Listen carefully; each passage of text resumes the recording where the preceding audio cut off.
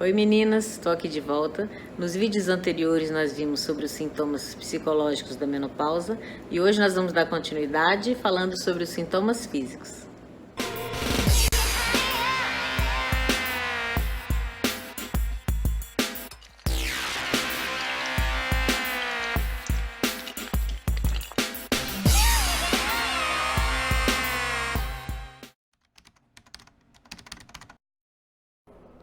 A diminuição do estrogênio e dos androgênios que ocorre na menopausa pode afetar diretamente a resposta sexual da mulher, que fica mais lenta.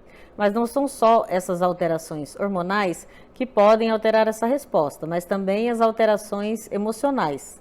A autoestima da mulher, nesse período, está bem alterada, devido ao fato, geralmente, dela perceber aquela chegada do envelhecimento e não se sentir mais tão atraente quanto era antes.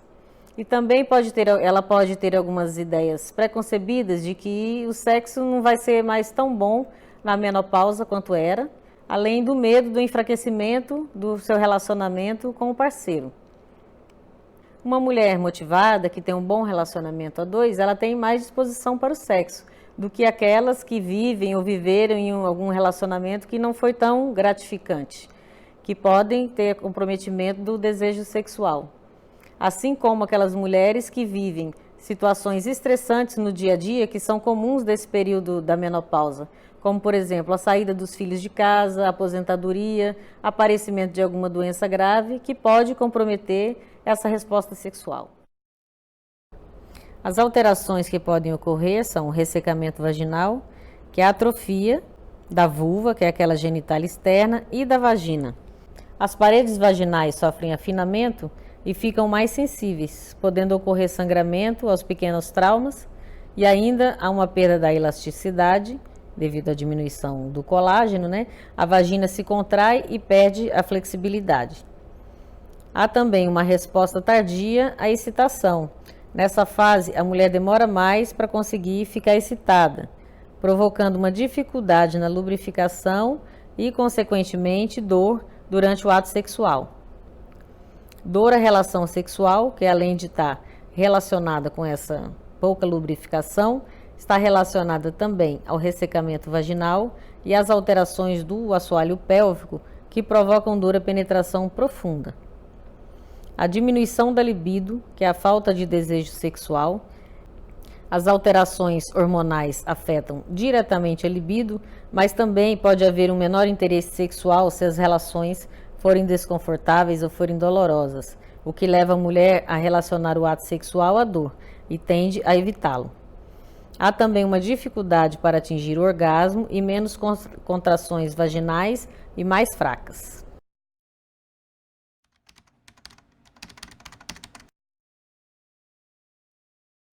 Com o envelhecimento, o metabolismo basal, tanto dos homens quanto das mulheres, fica mais lento. O que quer dizer que é mais fácil engordar comendo menos calorias. Nós acumulamos aproximadamente de meio a 1 quilo de peso por ano, independente dos hormônios. E quando entramos na menopausa, tudo piora, porque com o aparecimento dos sintomas como os suores noturnos, as ondas de calor e a insônia, nós não conseguimos ter um sono restaurador. E essa privação do sono leva a um aumento do nosso hormônio cortisol e uma diminuição do GnRH, que é o hormônio do crescimento. Esse desequilíbrio de hormônios leva a um aumento de um hormônio chamado grelina, que é conhecido como o hormônio da fome.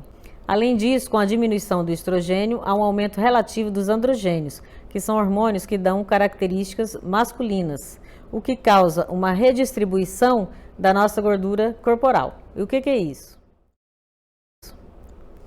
O nosso corpo ele passa a ter um padrão de acúmulo de gordura mais parecido com o dos homens, em que há mais deposição de gordura na barriga e ao redor da cintura, que é a famosa barriguinha de chope, do que nas coxas e quadris, como é o padrão feminino.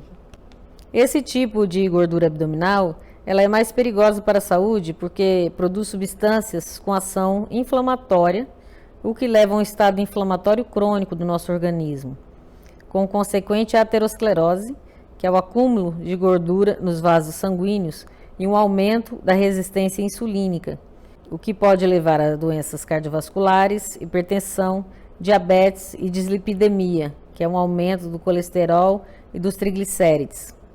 Além do aumento da fome e da redistribuição da gordura corporal, nessa fase da menopausa, as mulheres ainda tendem a ter uma piora dos hábitos alimentares e diminuir a quantidade de atividade física. Um dos problemas frequentes da menopausa é a síndrome geniturrinária, que se caracteriza por vários sintomas decorrentes da deficiência estrogênica que alteram o sistema genital e o trato genital inferior.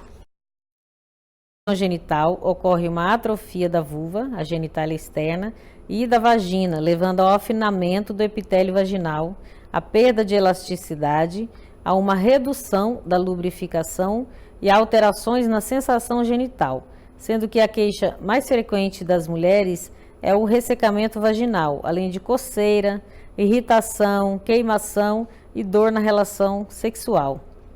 E no trato urinário, ocorrem várias alterações anatômicas e funcionais que levam a vários sintomas, como o aumento da frequência urinária, urgência, nictúria, que é aquela necessidade de urinar várias vezes à noite, que prejudica o sono, a disúria, que é uma sensação de dor ou queimação ao urinar, e leva a infecções do trato urinário, além de incontinência, que é aquela perda involuntária de urina. Pode ocorrer ainda prolapso dos órgãos pélvicos, que é a descida dos órgãos pela vagina, como por exemplo o útero, a bexiga, o reto. Esse prolapso não é consequência direta da deficiência do estrogênio, porque tem outros fatores também que contribuem para esse relaxamento, como por exemplo a quantidade de partos vaginais. O estrogênio mantém os dentes e as gengivas firmes, além de dar equilíbrio às glândulas salivares. Com a queda do estrogênio, a boca fica mais vulnerável a problemas gengivais. O epitélio bucal sofre atrofia, resultando na diminuição da produção de saliva e aumentando a sensibilidade. Então, podem ocorrer vários sintomas, como boca seca, mau hálito, gosto ruim na boca, aumento de cáries e alteração do paladar, que ocorre principalmente pelo desequilíbrio das glândulas salivares. Até perda de massa óssea do maxilar e da mandíbula pode acontecer em decorrência da menopausa, levando à perda de dentes, um fato que está ligado principalmente à osteoporose, que pode ocorrer na menopausa. O estrogênio tem efeitos benéficos na proteção da pele. Com o seu declínio, há também uma diminuição do colágeno, que é uma proteína presente em grande quantidade na pele, nos cabelos, nas unhas, nos ossos e nas cartilagens, e dá elasticidade a essas estruturas. Há ainda diminuição da secreção das glândulas sebáceas e diminuição da circulação sanguínea. Essas alterações levam ao afinamento da pele, a rugas mais profundas, ressecamento, diminuição da firmeza da pele e diminuição da elasticidade. Algumas mulheres queixam-se de sensação de irritabilidade, que pode variar entre o comichão e sensação de ter formigas percorrendo a pele. As unhas, devido à diminuição do colágeno, tornam-se mais frágeis e quebradiças.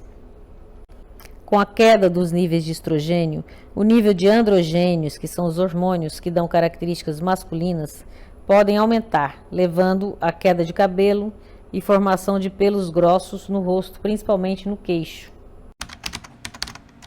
Existem receptores de estrogênio nos músculos, nas cartilagens e nas articulações. A diminuição de estrogênio afeta diretamente o nosso sistema articular. As dores articulares, também chamadas de artralgias, costumam afetar mãos, dedos, quadril e joelhos. Geralmente são mais fortes pela manhã, diminuindo de intensidade ao longo do dia. Além disso, a área afetada pode apresentar inchaço, rigidez e calor localizado, e muitas vezes os movimentos ficam limitados. Essas alterações hormonais afetam também a musculatura, causando dores musculares, cansaço, dor nas costas, pernas e braços e diminuição da força muscular, além de diminuição da aptidão física. A osteoporose é uma doença caracterizada pela deterioração do tecido ósseo com perda de massa óssea e podendo levar à fratura. A massa óssea aumenta com a idade até alcançar um pico máximo em torno da terceira década de vida. E depois, com o envelhecimento, começa a haver uma perda progressiva.